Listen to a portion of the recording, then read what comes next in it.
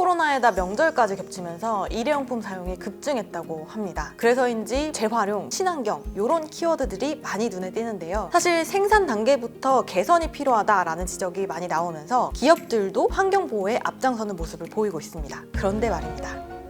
이렇게 기업들이 나서서 하는 이 환경 보호 캠페인들이 사실은 마케팅 수단으로 전락하고 있다라는 지적도 나오고 있거든요. 그래서 오늘은 이 기업들의 친환경 마케팅 어디까지가 진실인지 전문가님 모시고 직접 팩트 체크를 해보려고 합니다. 안녕하세요. 네, 안녕하세요.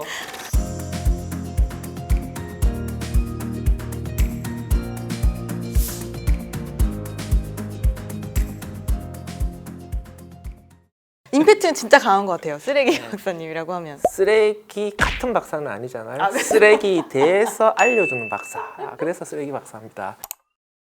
첫 번째 주제 바로 리필 스테이션입니다. 보다 많은 기업들이 리필 스테이션 운영에 참여하는 것이 바람직합니다. 같은 용기를 반복해서 사용을 하는 것이 일회용 플라스틱 쓰레기를 줄일 수 있는 방법이거든요. 그런데 대기업들 혹은 기업들이 운영하는 리필 스테이션의 운영 방식이 못마땅한 거죠. 어떤 분들이 용기를 가져갔는데 그거는 쓸 수 없다. 새로운 용기를 써야 된다라고 했대요.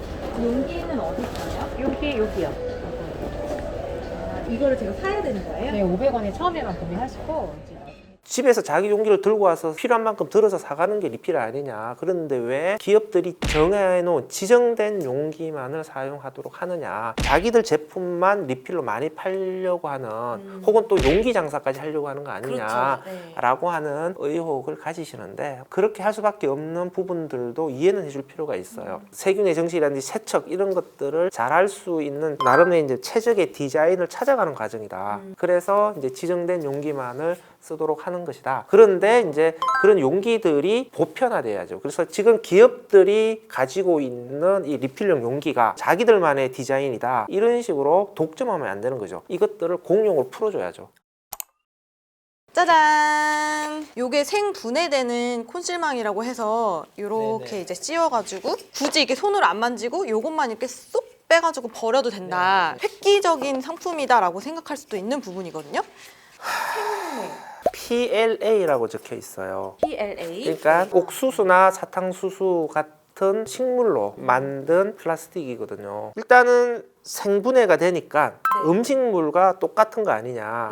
그러니까 음식물에 이것을 담아서 같이 버려도 된다라는 식으로 소비자를 현혹시키는 거죠. 이런 생분해 플라스틱이 자연환경에서 완벽하게 분해돼서 없어지느냐? 이건 몰라요 또. 왜냐하면 58도 조건에서 실험을 한 거거든요. 자연 조건에서는 58도 조건이 아니잖아요. 안 되죠. 그러면 그보다 훨씬 낮은 온도인데 이 저온 조건에서 분해가 빨리 그만큼 일어날 거냐라고 하는 것은 모르는 거예요. 생분해라고 하는 것은 6개월 동안 분해를 시켰을 때 분해가 되면 생분해다라고 인정을 해줘요. 네. 그런데 음식물 쓰레기를 퇴비화를 시킨다라고 했을 때는 산업화된 퇴비화 시설을 2개월 동안 발효를 시켜요. 그러니까 분해 기간이 달라요. 일반 플라스틱에 비해서 분해가 빨리 일어나는 것이지 자연 환경에 투기되었을 때의 미세 플라스틱의 문제를 해소시켜 줄 만큼의 분해가 빨리 일어나지는 않는다라고는 한계가 있습니다. 종이 빨대는 어때요? 괜찮은가요? 플라스틱 빨대를 종이 빨대로 대체하는 것은 의미가 있다, 환경적으로.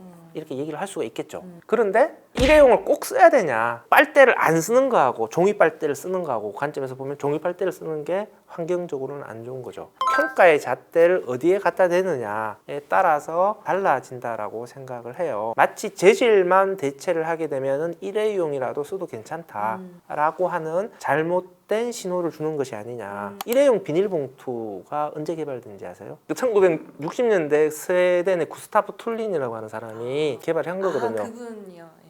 근데 이분이 일회용 비닐봉투 개발한 게 일회용 종이봉투 저렇게 쓰대다가 나무를 너무 많이 베가지고 숲이 망가지겠다. 그 숲을 보호하기 위해서 비닐봉투를 개발한 거예요. 그런데 이제 왜 문제가 되냐? 이게 일회용 비닐봉투를 너무 많이 쓰니까 지금 문제가 되는 거거든요. 맞아요. 친환경 재질이라고 하는 것들도 그 양이 많아지면 결코 친환경적이라고 볼 수가 없는 거거든요. 핵심은 플라스틱이냐 종이냐가 아니냐 일회용이냐 아니냐라고 하는 것들이 환경적인 관점에서 더 본질적인 문제인데 이 문제를 은폐하는 수단으로 이 종이가 악용되면 안 되지 않겠냐.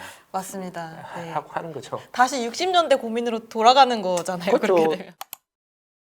배달 업체들이 음식점에 제공하는 용기의 친환경 용기가 크게 두 가지가 있어요. 생분해성 용기, 탄산칼슘이라고 하는 돌가루를 넣은 플라스틱들이 있어요. 그래서 이제 석유의 사용을 줄였다. 그래서 라고 친환경. 라고 해서 이제 친환경이다라고 얘기를 하는데, 문제는 그게 PP라고 하는 재질에 이제 돌가루를 집어넣은 거거든요. 돌가루를 집어넣게 되면은 재활용 과정에서 선별이 안 되기 때문에 또 재활용이 어려워요. 결국은 쓰레기로 버려야 되는 거죠. 배달 음식 같은 경우에는 굳이 일회용 용기를 써야 된다면 재활용이 가능한. 잘 되는 쪽으로 용기를 만드는 것이 조금 더 바람직하다라고 생각을 해요.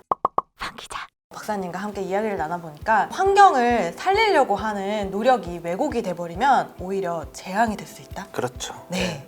그래서 우리가 이 환경을 살리기 위한 노력에는 아예 그냥 non waste 쪽으로 방향으로 가는 쪽을 계속해서 고민을 하고 또 공부를 하고 이렇게 해야 될 것 같다는 생각이 좀 듭니다. 그러니까 핵심 문제가 무엇이냐라고 하는 것을 놓치면 안 된다는 거죠.